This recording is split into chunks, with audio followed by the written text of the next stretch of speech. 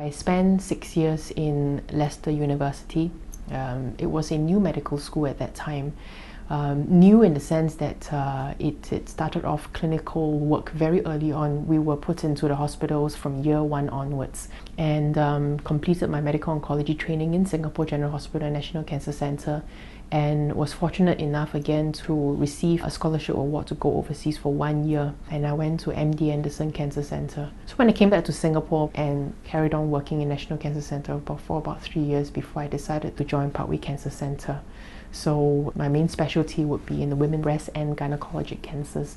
That allowed me to see a lot of human aspects in medicine, and I found that I liked talking to patients a lot, and I found that my patients received a lot of information from me, and I can help them decide what to do with certain treatment options.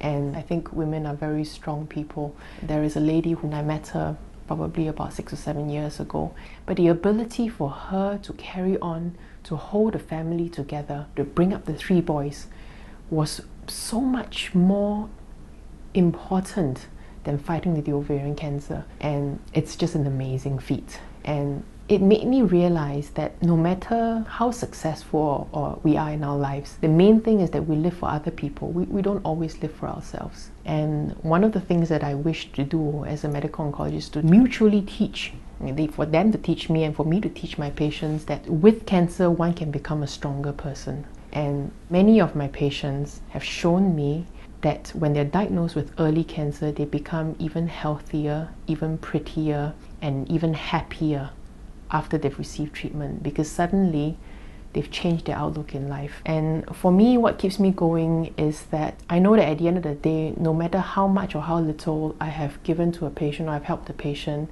at the end I've helped him or her walk this road. The longer a patient lives, the longer we've had time to build up a relationship. So the most rewarding thing is to be able to help a patient come to a final conclusion where the origin of a cancer is, and give her the best treatment based on that result. I would come in at about 7:30 to do my ward round, and I'll start clinic at 9 o'clock. Usually the day is occupied with seeing patients, calculating chemotherapies, talking to patients about their entire life.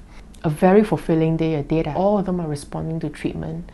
I go home with a very, very great sense of gratitude, of appreciation of the fact that it's not me that's done it, but it's the chemotherapy, it's the patients themselves who are able to complete the chemotherapy well, physically, mentally, and they are in remission. And it's something that we, both us, nurses, everybody is very grateful for.